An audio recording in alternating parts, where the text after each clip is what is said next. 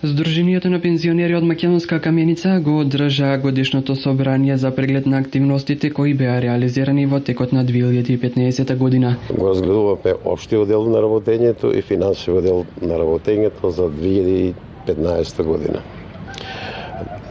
Што се однесува за општиот дел и активностите кои спроведува Здруженијето, кои има спроведено во 2015 година, слободно може да речеме дека е година со најмногу активности.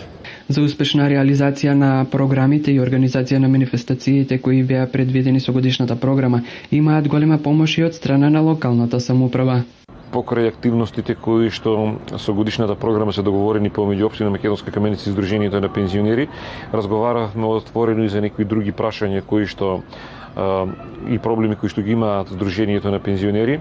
Она што го договоривме на денешната седница е дека проектот за бесплатен превоз на пензионери ќе стартува за краток временски период. Општина Македонска Каменица е во фаза на избор на тече постапката за избор на најповолен понудувач за набавка на 2 минибуса.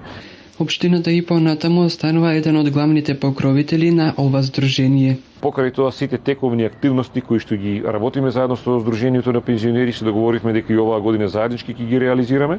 Општината помага на сите позначајни проекти и активности на нашето здружение од општина Македонска Каменица. Се надеваме дека оваа соработка ќе продолжи во иднина.